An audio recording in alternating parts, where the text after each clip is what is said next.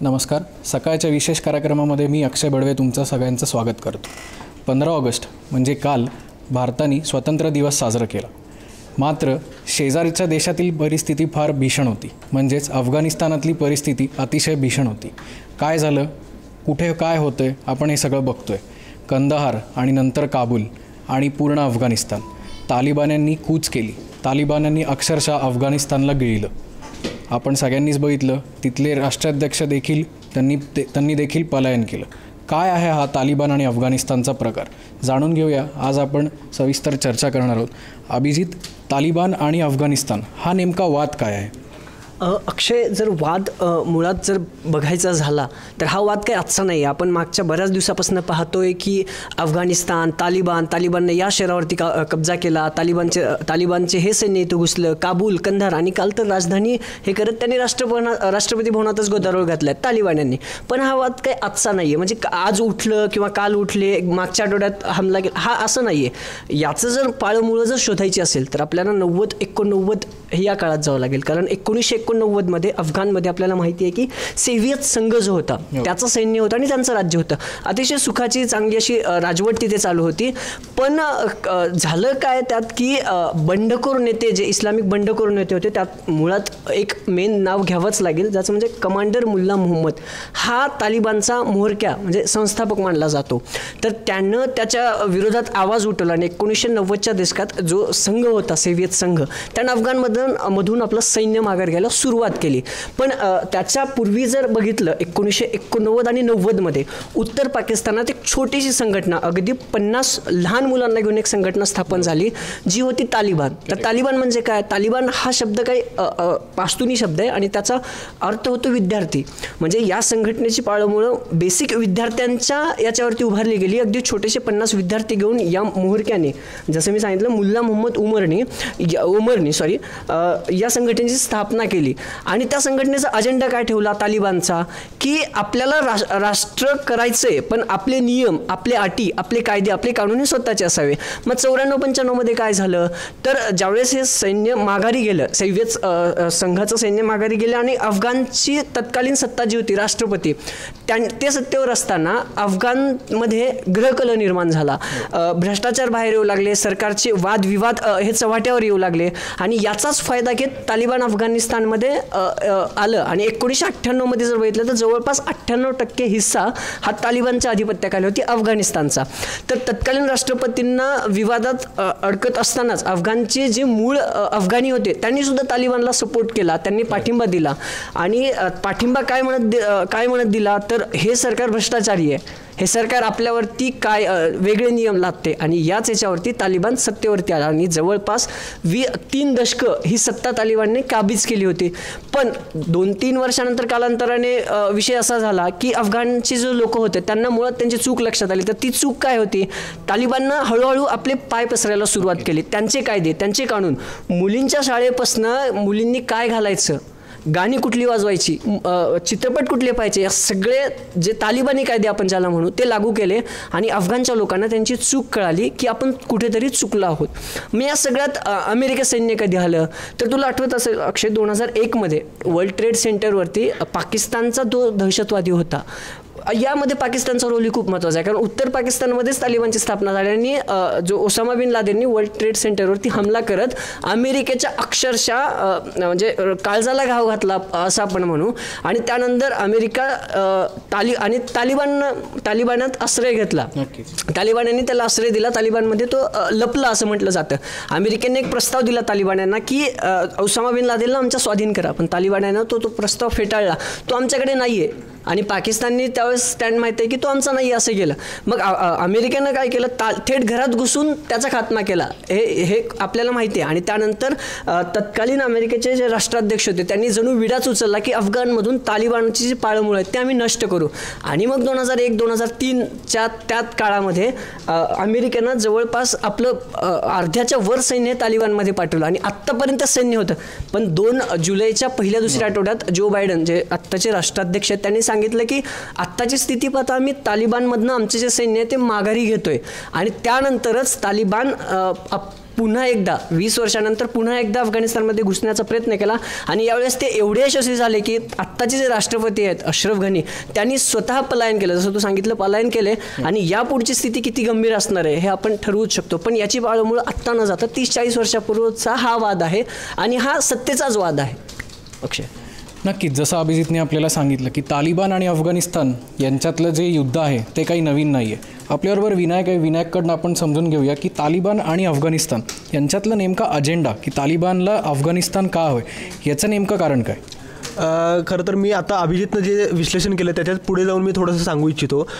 जसं अभिजित म्हणाला की हे सगळं काही आत्ताच घडते अशातला बघणं, म्हणजे आज जे आपण बघतोय ते सगळा टोकाचा प्रकार असला तरी हे सगळ्याची घटनांची पाळंमुळं ही दरम्यानच्या 4 दशकांमध्ये घडलेल्या घटनांमध्ये दिसून येतात. म्हणजे आपल्याला जर नीटपणे समजून घ्यायचं असेल तर गेल्या 4 दशकांपूर्वी एकीकडे अफगाणिस्तानमध्ये डाव्या विचारांची राजवट होती आणि आज आपण बघितलं तर एकदम कट्टर उजवी राजवट तिथं सगळं कब्जा करू पाहत आहे. तर हे एवढं सगळं स्थित्यंतर काही एका दिवसातलं किंवा एका महिन्यातलं नाही आहे, तर गेले 4 दशकं जे तिथं सगळा तो खेळ सुरू आहे. आणि यामध्ये फक्त अंतर्गत अफगाणिस्तानमधला हा खेळ नसून बाहेरचे जे राष्ट्र आहेत त्यांचा सुद्धा हस्तक्षेप यामध्ये कारणीभूत आहे. सुरुवातीला बघायला गेलं तर जिथं कम्युनिस्ट राजवट होती अफगाणिस्तानमध्ये त्याचा पाडाव एक प्रकारे हळूहळू होत गेला आणि तिथं कट्टर इस्लामी राजवटीनं हळूहळू आपला ताबा घ्यायला सुरुवात केली. ह्याला कारणीभूत जसं सोव्हिएत संघाचं सैन्य तिथं आधी होतं, त्यांनी माघार घेतल्यानंतर तिथं मुजाहिद्दीन विचारसरणीचे लोक हळूहळू सत्तेवर येत गेले आणि यांना हळूहळू पाठबळ अमेरिका देत गेली. तरी ह्या सगळ्या घडामोडीतून एक प्रकारे अफगाणिस्तानचा काय म्हणतात त्याला एक प्रकारे खेळ झाल्यासारखं झालं आणि आज आपण बघतो की तिथली जनता अक्षरशः होरपळून निघालेली आहे. म्हणजे आज आपण बघतो की तिथला राष्ट्राध्यक्षाला पलायन करावं लागते. हे सगळं का घडतंय तर हे सगळं घडतंय ते त्याला मला एक असं वाटतं एक कारण आहे ते अफगाणिस्तानच्या जनतेची चूक आहे असं मला पहिलं असं यामागे कारण वाटतं. याचं एक कारण असं आहे की त्यांनी स्वतःच्या स्वातंत्र्याचा संकोच करून घेतला असं मला असं वाटतं. याचं कारण असं आहे की त्यांनी कट्टर उजवी जी विचारसरणी आहे इस्लामी राजवट आहे तिला आपलंसं ती करत गेलेली आहे. म्हणजे तालिबानच्या आधी तिथं इस्लामी राजवटच होती आणि तिथं आपण बघायला गेलं तर मुजाहिद्दीनची सत्ता होती. त्यांचा पाडाव करून आता तालिबान सत्तेवर आलं होतं. परत तालिबानला माघारी घेण्यासाठी अमेरिकेनं तिथं सैन्य पाठवलं होतं. आपल्याला माहिती की वर्ल्ड ट्रेड सेंटरवरचा जो हल्ला झाला त्यानंतर अमेरिकेनं तिथं आपलं सैन्य पाठवलं, साधारण लाखभर सैन्य पाठवलं आणि आम्हाला अफगाणिस्तानच्या जनतेच्या मानवतेसाठी सेवा करायची आणि तिथं पुन्हा एकदा लोकशाही प्रस्थापित करायची आहे अशा उदात्त हेतून अमेरिका तिथं म्हणजे तो मुखवटा एक प्रकारे घेऊन गेलं होतं. परंतु आज आपण बघतोय की आज तिथला खर्च परवडत नाही आहे किंवा शांतता करार अशा पद्धतीने झाला असं म्हणून अमेरिकेनं आपलं सैन्य मागे घेतलेलं आहे. परंतु हे एक प्रकारे म्हणजे 20 वर्ष जे चाललेलं युद्ध होतं ते म्हणजे आता असं एक प्रकारे आहे की हम तो अब म्हणजे झोला उठा की चल पडे, आता तुम्हाला काय करायचं ते तुम्ही बघून घ्या. हे एक प्रकारे अशा पद्धतीचं अमेरिकेचं एकूण आपल्याला म्हणावं लागेल. पण यामागे एक कारण असं आहे की तिथल्या अफगाणिस्तानसारखं जे राष्ट्र आहे ते जेव्हा सोव्हिएत युनियन्स आणि अमेरिका यांच्यामधलं शीतयुद्ध होतं त्यावेळी हे यासारखं राष्ट्र जर आपल्या बाजूला आलं तर आपली एकूण आंतरराष्ट्रीय राजकारणात आपलं वजन वाढेल. यासाठी जे काही सगळा तो खेळ सुरू होता त्यातनं आज आपल्याला अफगाणिस्तानची ही अवस्था झालेली दिसून येते. दुसऱ्या बाजूला मला असं वाटतं की काल भारताचा स्वातंत्र्य दिन होता, त्या पार्श्वभूमीवर आपण काय शिकू शकतो हे मला इथे या ठिकाणी जास्त महत्त्व वाटतं सांगावं असं वाटतं की जेव्हा अफगाणिस्तानसारखं राष्ट्र कट्टर इस्लामी राजवट आपलंसं करतं तेव्हा ती स्वतःच्या पायावर धोंडा मारून घेत असतं हे आपल्याला दिसून येतं. म्हणजे एका बाजूला मुजाहिद्दीनपेक्षाही कट्टर तालिबानी लोक आहेत ज्यांनी सत्तेवर आल्यानंतर त्यांना असं वाटलं की आता तालिबान आले तर आता तरी काहीतरी चांगलं होईल, भ्रष्टाचार कमी होईल, आम्हाला थोडाफार सोयीसुविधा मिळतील. पण तसं झालं नाही, उलट आणखी स्वातंत्र्याचा संकोचच झाला. त्यामुळे कालच्या स्वातंत्र्य दिनाच्या पार्श्वभूमीवर आपल्याला हे सगळं शिकण्यासारखं आहे असं मला वाटतं या ठिकाणी. नक्कीच, जसं विनायकनी सांगितलं की अतिशय कट्टर असे तालिबानी आपण जेव्हा बघितलं मागील आठवड्यात गुरुवार आणि शुक्रवारमध्ये तालिबान्यांनी कंधार गाठलं होतं आणि अवघ्या 2 दिवसात त्यांनी काबूलवर हमलाबोल केला.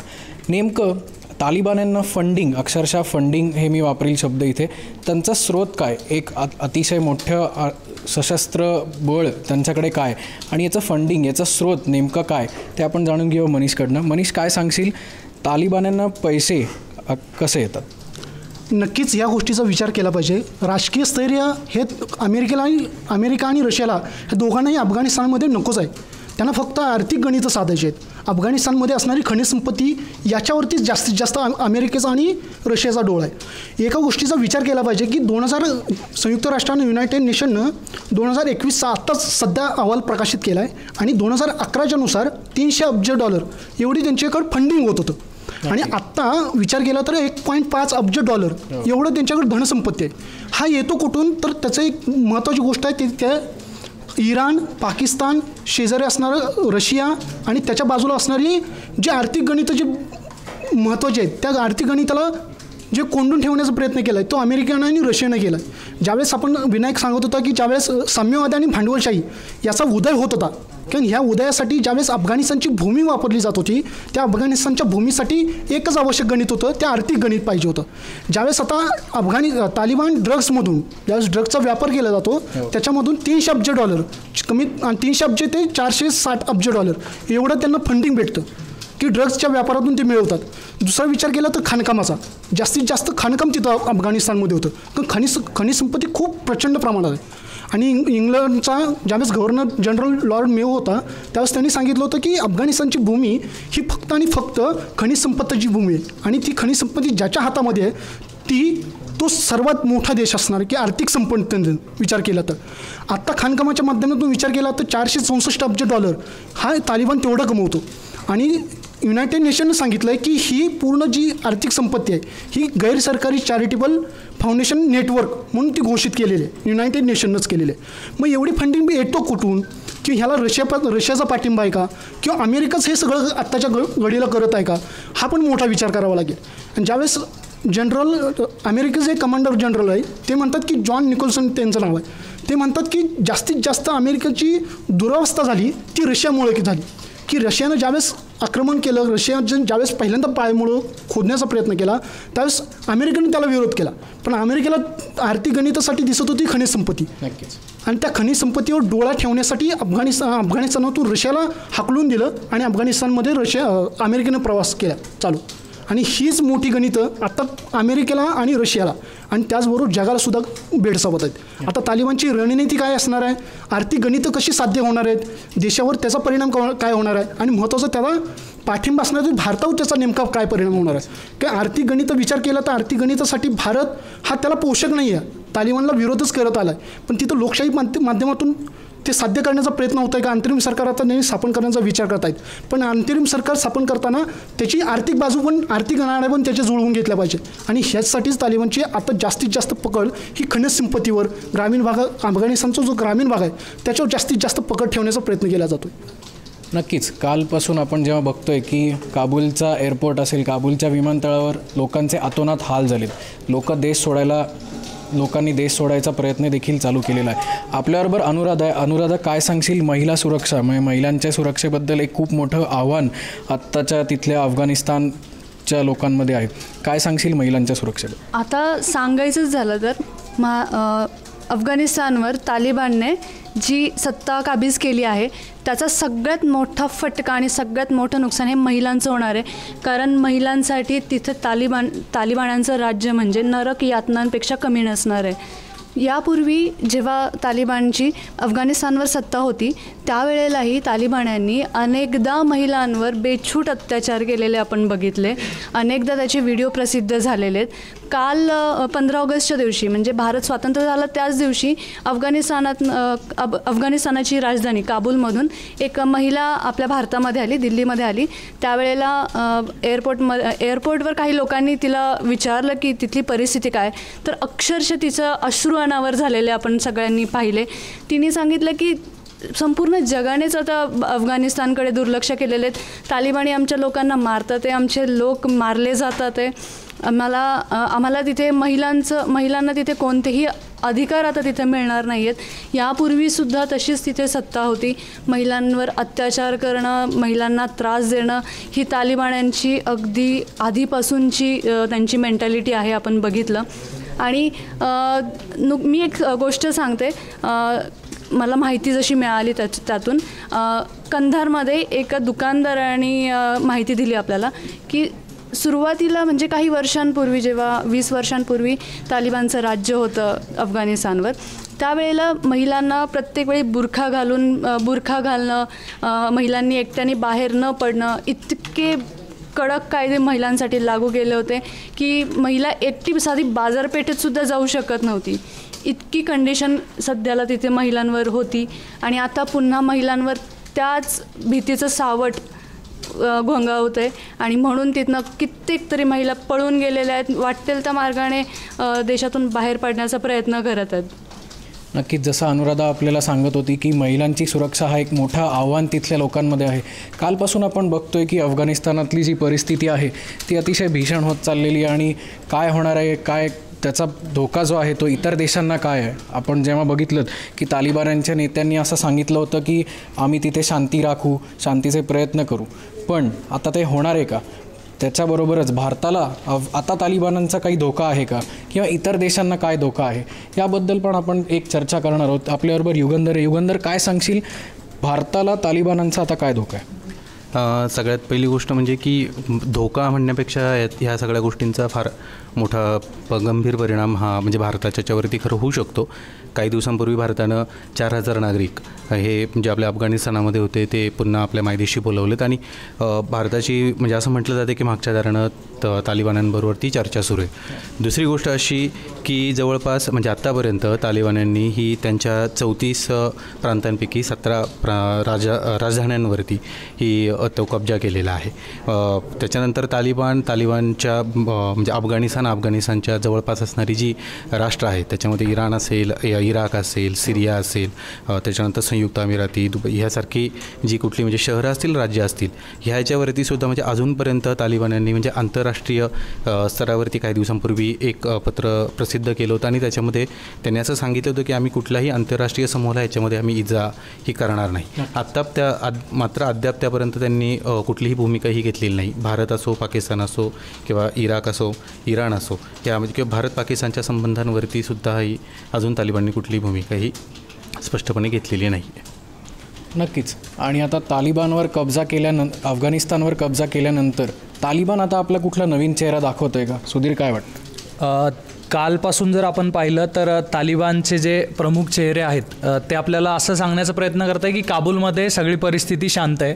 पण तिथले जर आपण परिस्थितीचा आढावा घेतला तर रॉयटर्सनी काल एक व्हिडिओ जाहीर केला आहे. तिथून त्या व्हिडिओमधून असं दिसून येतं आहे की त्या ठिकाणी मोठ्या प्रमाणात गोळीबार सुरू आहे. आत्ताचे आपण जर अपडेट्स पाहिले तर अफगाणिस्तानचं काबूलचं जे एअरपोर्ट आहे ते एअरपोर्टवरती लोक सैरावैरा पळत आहेत, त्या ठिकाणी सुद्धा फायरिंग सुरू आहे. या परिस्थितीवरून आपल्याला अंदाज येतो आहे की अफगाणिस्तान जरी एकीकडे सांगण्याचा प्रयत्न करत असलं की आम्ही आता हिंसा करणार नाही, किंवा काबूलमध्ये त्यांनी एंट्री करताना सुद्धा तेच सांगितलं की आता काबूलच्या नागरिकांना आम्ही त्रास देणार नाही वगैरे वगैरे, किंवा आमचे जे तालिबानचे जे लोक असतील ते कोणाच्याही घरात घुसून कोणावर अत्याचार करणार नाहीत. पण मुळात आपल्याला एक गोष्ट लक्षात घ्यायला लागेल की तालिबान ही काही म्हणजे कंट्रोल फोर्स नाही आहे. त्यांच्या प्रमुखांनी जरी त्यांच्या जे लोक असतील त्यांना आदेश दिला तरी ते ऐकतीलच असं नाही आहे. आणि या सगळ्या प्रकरणात म्हणजे आपल्याला तालिबानचा जो भयावह चेहरा आहे तो जर आपल्याला समजून घ्यायचा असेल तर अशरफ गनी जे राष्ट्राध्यक्ष होते त्यांनी काल थेट पळ काढलेलं आहे तिथून. त्यांनी आज एक स्टेटमेंट आलेलं आहे त्यांचं. त्या स्टेटमेंटवरून त्यांचं असं म्हणणं आहे की जर मी तिथे थांबलो असतो तर रक्तपात झाला असता किंवा काहीतरी त्यांच्या जीवाला हिंसा झाली असती, त्यामुळे ते तिथून पळून गेले, यावरूनच लक्षात येते. त्यानंतर त्यांचे जे खासदार असतील, मंत्री असतील, त्यांनीसुद्धा तिथून पळ काढलेलं आहे. त्यामुळे तालिबानचा किती म्हणजे त्यांची आक्रमकता काय असू शकते हे आपल्याला लक्षात येईल. त्यानंतर अमेरिकेची भूमिका याच्यामध्ये खूप महत्त्वाची आहे. अमेरिकेने आपलं सैन्य जसं मागे घेतलं त्याचसोबत अमेरिकेची आताची सध्याची भूमिका देखील तेवढीच महत्त्वाची आहे. अमेरिकेने काल आणि परवामध्ये त्यांचा जो दूतावास असतो त्या ठिकाणचे सगळी कागदपत्र जाळून टाकलेली आहेत. त्यानंतर त्यांच्या दूतावासातील सगळ्या लोकांना ते बाहेर काढून घ्यायचं पूर्ण त्यांचा 100% प्रयत्न सुरू आहे. आणि याच सगळ्या परिस्थितीमधून अमेरिकेची जर आताची भूमिका पाहिली तर असा एक प्रश्न पडतो की जसं अमेरिकेने लादेन तयार केला असं म्हटलं जातं तसंच अमेरिकेचा आता जो शांतता आहे ती म्हणजे तालिबानवर कुठलीही कारवाई न करणं किंवा त्यांच्या विरोधात कुठलेही स्टेटमेंट न करणं किंवा एक प्रकारे त्यांना समर्थनच अमेरिका करते का? त्यामुळे अमेरिकेला परत एकदा एखादा लादेन तयार करून जगाच्या डोक्याला ताप करायचा आहे का, हा एक प्रश्न आपल्याला या ठिकाणी पडतोय. नक्कीच. तालिबान्यांनी अफगाणिस्तानवर कूच केली. बघता बघता 3,84,00,000 लोकांचं स्वातंत्र्य हिरावून गेलं. तालिबान आपला जुना चेहरा दाखवणार का शांतीचं प्रतीक म्हणून एक नवीन देश आपल्याला बघायला मिळणार याचं उत्तर काळच देईल. अशाच विशेष कार्यक्रमांसाठी ही सकाळ बघत राहा. आमचा व्हिडिओ लाईक करा, कमेंट करा. धन्यवाद.